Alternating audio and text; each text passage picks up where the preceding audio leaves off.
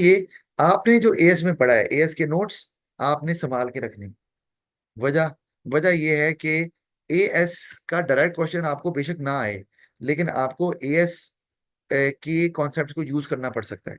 और एग्जामिनर ये अज्यूम करता है कि आपको एएस की नॉलेज आती है।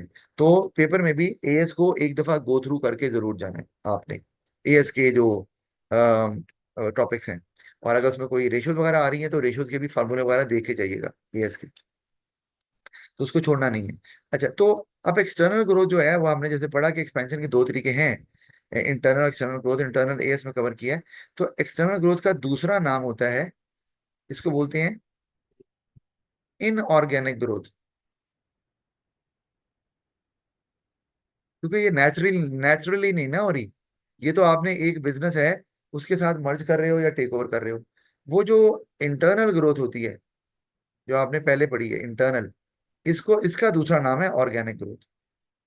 क्योंकि नेचुरली आप अपने, आपको पैसे मिल रहे हैं, सेल्स हो रही है, आप नई ब्रांचेस खोलते जा रहे हैं, तो ये ऑर्गेनिक ग्रोथ इंटरनल में होती है। अच्छा, अब एक्सटर्नल ग्रोथ आपको पता है मर्जर भी हो सकता है, टेक ओवर भी हो सकता है। टेक ओवर का दूसरा नाम एक्विजिशन, मैंने ब्रैकेट में लिख दिया। उसकी वजह पता क्या है? वजह यह है कि एक दफा पेपर में एक्विजिशन लिखा हुआ आ गया सवाल, बताएं जी एक्विजिशन के फायदे क्या है। वो बच्चों को समझ नहीं है सर ये क्या होता है, जबकि वैसे बताया हुआ था, लेकिन बहरहाल अब कई होते हैं लकीरें फकीर, वो नहीं समझ आती। तो टेक ओवर को एक्विजिशन, एक्वायर करने से है ना ये। तो अगर कोई बिजनेस आपको पता है 50% से ज्यादा शेयर खरीद लेता है, तो वो उस कंपनी, अगर खरीद लेता है तो वो उसको कंट्रोल करता है, उसका कंट्रोलिंग इंटरेस्ट आ जाता है। और उस कंपनी को बोला जाता है पेरेंट कंपनी। ये आपने नहीं बोलना। पेरेंट कंपनी वो होती है जो दूसरी कंपनी के शेयर्स या तो सारे खरीद लेती है, या 50% से ज्यादा। तो अब उसका कंट्रोलिंग इंटरेस्ट पता कैसे, मैं क्यों इस्तेमाल किया मैंने वर्ड ये, क्योंकि कंपनीज को कंट्रोल कौन करता है? नहीं, पीपल तो है, कौन से पीपल को खास होते हैं, कौन कंट्रोल करता है अभी? उनको कंट्रोल करते हैं जी बोर्ड ऑफ डायरेक्टर्स। तो बोर्ड ऑफ डायरेक्टर्स उसी कंपनी के होंगे जिसके 50% से ज्यादा शेयर जिसके पास होंगे। वजह वजह ये है, एनुअल जनरल मीटिंग हुई, आपने बोर्ड ऑफ डायरेक्टर इलेक्ट करने हैं, इन्होंने अपना एक रिप्रेजेंटेटिव भेज दिया, किसने? वो कंपनी जो जिसने टेक ओवर किया है, वो वहां जाकर वोट करेगा। अब इनके पास फर्ज किया 60% शेयर हैं, तो वोटिंग राइट कितना हुआ? 60%। वो जाके वोट करेगा कंपनी के बिहाफ पर, तो जिसको वो वोट देगा उसको को बोर्ड ऑफ डायरेक्टर बनने से रोक सकता है? कोई नहीं। तो इसका मतलब है जो भी बोर्ड ऑफ डायरेक्टर बनेगा वो कंपनी के ही वो उससे वोटिंग से बनेगा। तो वो अपनी मर्जी के बंदे लगा सकते हैं, तो कंट्रोल उनका ही रहेगा, क्योंकि बोर्ड ऑफ डायरेक्टर उनके मर्जी के बंदे लगेंगे। अच्छा, तो अच्छा दूसरी बात, ये पेरेंट कंपनी है। और जो दूसरी कंपनी होती है whose shares, whose 50%, more than 50% shares are being acquired या have been acquired, जो भी है, तो उसको बोलते हैं सब्सिडियरी कंपनी। सब्सिडियरी, ये आपने याद रखना है, ठीक है। अच्छा, अब जैसे मैं अगर कोई मोस्ट कॉमन एग्जांपल आपको दे दूं तो आपके जहन में होगा यूट्यूब। तो यूट्यूब जो है वो एक वीडियो शेयरिंग प्लेटफॉर्म है यूट्यूब। लेकिन यूट्यूब की भी पेरेंट कंपनी है, इसको टेक ओवर किया गया पता है किसने टेक ओवर किया था? इसको टेक ओवर किया था गूगल ने। गूगल, तो गूगल पेरेंट कंपनी है, और ऑफ कोर्स गूगल से बड़ी इंफॉर्मेशन शेयरिंग प्लेटफॉर्म तो कोई नहीं है। तो उन्होंने कहा भाई ये सबसे बड़ा वीडियो शेयरिंग प्लेटफॉर्म यूट्यूब है, तो इसको पकड़ लो ताकि हमारी मोनोपोली रहे। तो अब सबसे ज्यादा वरना तो यूट्यूब के अलावा और बहुत से वीडियो शेयरिंग प्लेटफॉर्म है जैसे डेली मोशन है, लेकिन वो उतना देखा भी नहीं जाता, और सर्च करने से उतनी वीडियो आपके सामने नहीं आती जो आप देखना चाहते हैं, यूट्यूब में आ जाती है। तो ये जो यूट्यूब है वो आपकी फिर सब्सिडरी कंपनी बन जाएगी, और जो गूगल है वो पेरेंट कंपनी आपकी रहेगी। अच्छा, 12। अच्छा, तो ये एक्सटर्नल ग्रोथ आपकी हमें नजर आ रही है। अच्छा, फिर हम ये टेक ओवर हो गया, फिर मर्जर आया था।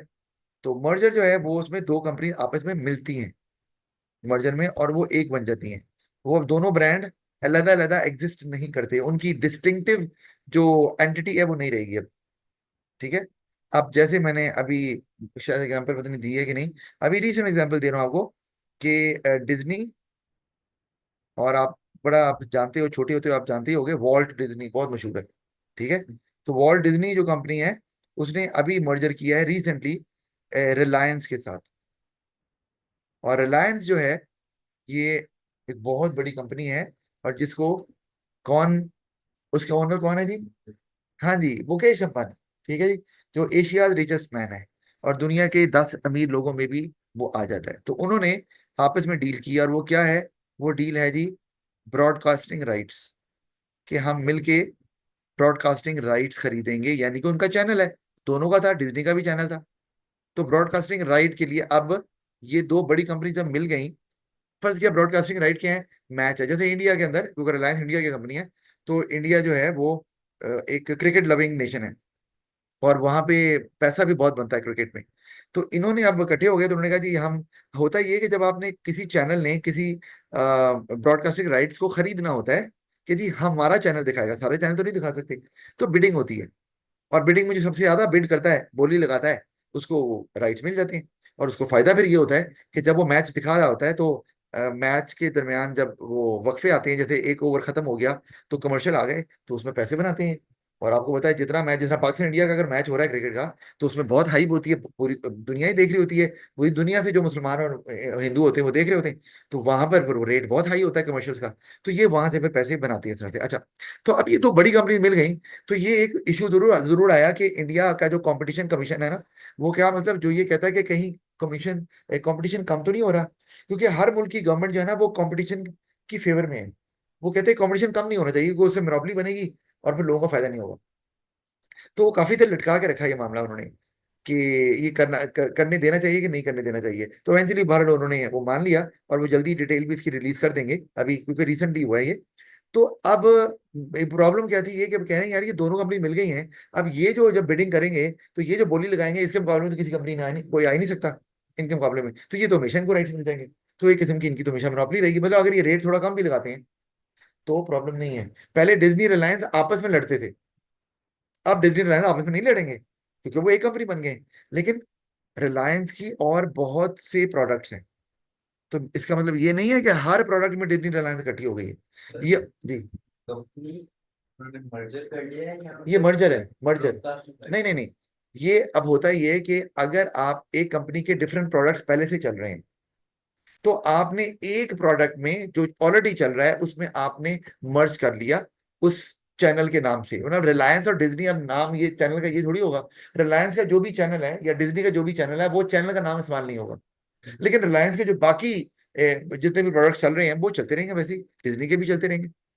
तो इसके अंदर ये मर्ज हुआ है। अच्छा, मर्ज का मतलब ये नहीं होता कि एक कंपनी अगर है, दो कंपनीज हैं, उनके जितने प्रोडक्ट्स हैं वो सारे इकट्ठे हो गए, नहीं नहीं, ऐसे नहीं होता। क्योंकि आजकल ना इंडिपेंडेंट बिजनेस यूनिट्स एक टर्म इस्तेमाल होती है, कि हर कंपनी ने अपने ना इंडिपेंडेंट बिजनेस यूनिट्स बनाए हुए हैं, और एक बिजनेस एक खास किस्म के प्रोडक्ट या प्रोडक्ट को ही डील करता है। तो अगर वो मर्ज कर रही है किसी दूसरी कंपनी के साथ, तो सिर्फ वो प्रोडक्ट मर्ज होंगे, बाकी नहीं होंगे। अच्छा, तो वो फिर ये हुआ कि उन्होंने कहा ये तो बोली फिर कम लगाएंगे, बोली कम लगाएंगे, फिर भी इनके मुकाबले में कोई नहीं आ सकता, क्योंकि उतना वो किसी की जो है ना वो फाइनेंशियल रिसोर्सेज नहीं है। तो बहरहाल वो फिर इवेंचुअली उन्होंने मान लिया, ऑफ कोर्स कोई शराइत तो रखी होंगी उन्होंने, लेकिन ये एक बहुत बड़ी एग्जांपल है मर्जर की, जो कि हमें पूरी दुनिया के अंदर अगर देखें तो नजर आ रही है। वैसे और बहुत से मर्जर हैं जो हम जिसकी बात कर सकते हैं, तो पहले भी बात की हुई ओला में भी, लेकिन आज मैंने कहा करंट ये एग्जाम्पल थी तो यही दे दूँ। अच्छा, अब आगे अगर हम चलते हैं, तो सिनर्जी एक कॉन्सेप्ट है। सिनर्जी, हम इसके लिए मैं एक इस्तेमाल करूंगा, 2+2 = 5, ये आपने याद रखना। अपने सर 2+2 5 कब होता है, ये तो मैथ्स खराब कर दिया सर ने, अपनी निकाल दी है मैथ्स। देखो इसका मतलब ये है, जैसे मैंने लिखा भी हुआ है, कि sum of two individual benefits, या sum of individual benefits of two companies will be less than the combined benefit of both the company. यानी कि मतलब ये है कि अगर दोनों कंपनी अलग अलग काम कर रही हैं, तो उनका बेनिफिट 4 बन रहा है ना, यहाँ पर जमा कर रहे हैं। जब उनको आपने वो मर्ज कर गई, तो उनको इकोनॉमी में स्केल भी आ गई, बाकी फायदे भी हो रहे हैं, कंपटीशन भी कम हो गया, एडवर्टाइजिंग में भी ज्यादा खर्च नहीं करना, तो वो फायदा उनके 5 के बराबर होगा। तो ये जो 5 बनाया है ये मर्जर है, यानी कि मर्जर का बेनिफिट ज्यादा है। अगर वो कंपनी अलग अलग ऑपरेट करेंगी, तो वो मिला के भी जो है वो 5 नहीं बना सकती। तो यानी कि अगर उन्होंने बकायदा मर्जर नहीं किया और कहा है कि एक दूसरे के साथ एग्रीमेंट करेंगे, तो फायदा नहीं होने वाला उनको उस तरह से। तो आगे अगर हम देखें, तो सिनर्जी असल में इंटीग्रेशन का ही नाम है। और आपको पता है इंटीग्रेशन जब हम बोलते हैं, तो इंटीग्रेशन में टेक ओवर भी आता है और इंटीग्रेशन में मर्जर भी आता है, दोनों आते हैं। तो उन दोनों के ही फायदे मैंने आगे एक्सप्लेन किए हुए हैं, लेकिन मैं ये आज एक्सप्लेन नहीं करूंगा, आप खुद से भी पढ़ सकते हैं इसको, ऑलरेडी पढ़े हुए ओवरऑल में, ताकि हम कल इसको जल्दी से कर लें। तो ये जो इंटीग्रेशन है हॉरिजॉन्टल, देखो ओवरऑल में पढ़ा हुआ है ये। वर्टिकल इंटीग्रेशन ये भी पढ़ा हुआ है, ये भी आप पढ़े। फॉरवर्ड वर्टिकल इंटीग्रेशन ये भी, फायदे नुकसान। बैकवर्ड वर्टिकल इंटीग्रेशन ये भी, कॉन्ग्लोमरेट, ये सारे वही हैं, ठीक है, ओवरऑल वाले। तो ये आप आसानी से पढ़ सकते हैं इसको, ये जरूर पढ़ें ताकि फिर हम इसको आगे कंटिन्यू कर सकें।